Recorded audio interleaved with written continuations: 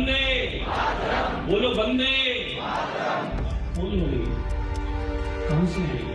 कैसा आदमी देखो आप, देश में रहता है वंदे मातरम नहीं बोलता है, वंदे नहीं बोलेंगे साहब। आज भी देश में कुछ ऐसे लोगों की मानसिकता इस देश में रहते हैं, देश का खाते हैं, लेकिन देश के खिलाफ उगलते हैं।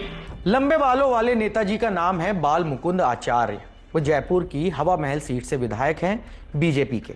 इस बार सैकड़ों लोगों के बीच उन्होंने दाढ़ी देखकर पहचान लिया कि एक शख्स वंदे मातरम नहीं बोल रहा। उसके बाद वो दबाव बनाने लगे। भारत माता की वंदे। वैसा बाहर से आए हो क्या? बाहर से आए हो कोई? अरे पीछे नीले कोट वाले, या बाहर से आए हो क्या? दूसरी दुनिया से आए? कहां खड़े हो? खड़े हो, दूसरी दुनिया से आए हो तो वंदे मातरम बोलने में क्या प्रॉब्लम है? वंदे बोलो ना, वंदे बोलो, वंदे बोलो भाई। कहां से आए? अरे इस देश के नहीं हो क्या?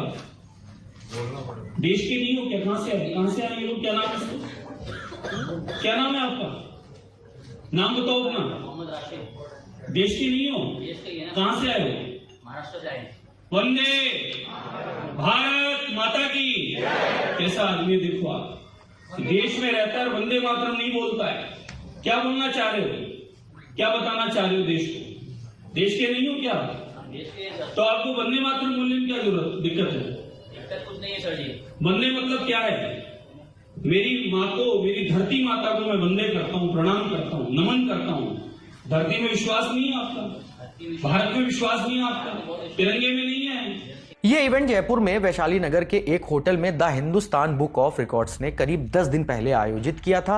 इवेंट में देश भर से आए 100 शिक्षकों का सम्मान होना था। यही विधायक जी देशभक्ति के नारे लगवाने लगे। अब ये वीडियो सामने आया है। जिस शख्स पर बीजेपी विधायक बाल मुकुंद ने उंगली उठाई वो महाराष्ट्र से आए थे। उनका नाम मोहम्मद आसिफ है। आसिफ ने नारे नहीं लगाए तो बीजेपी विधायक ने यहां तक कह दिया कि कुछ लोग देश का खाते हैं लेकिन देश के खिलाफ उगलते हैं। भारत माता की वंदे नहीं बोलेंगे साहब। आज भी देश में कुछ ऐसे लोगों की मानसिकता इस देश में रहते हैं, देश का खाते हैं, लेकिन देश के खिलाफ उगलते हैं और देश के खिलाफ रहते हैं।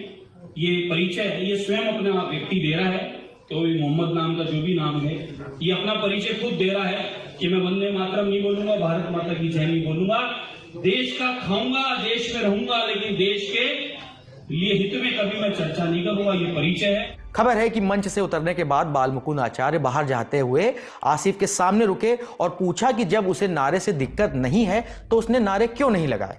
हालांकि इस दौरान ऑडियंस में से किसी ने उनसे कहा कि वो नारे लगवाने के लिए दबाव क्यों डाल रहे हैं। इंडियन एक्सप्रेस के मुताबिक तनाव बढ़ने लगा तो आसिफ के पास बैठे एक शख्स ने गुस्से में आयोजकों से कहा कि हम एक दिन में 5 बार इस जमीन पर सिर झुकाते हैं, हम यहीं दफन होते हैं। आप ये कैसे कह सकते हैं कि हम इस जमीन की इज्जत नहीं करते? बेवजह देश में सांप्रदायिक तनाव पैदा कर रहे हैं। हम इस सरजमी के लिए वफादार हैं, हमारे उसूलों पर कैसे सवाल उठा सकते हैं?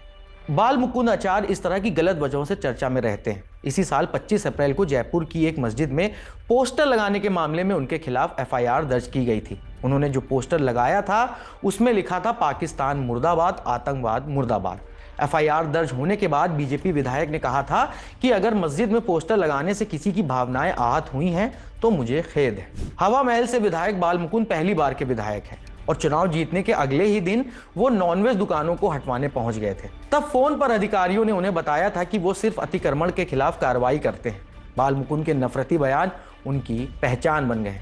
ताजा विवाद के बाद सवाल है कि क्या जबरन किसी को नारे लगाने के लिए मजबूर करना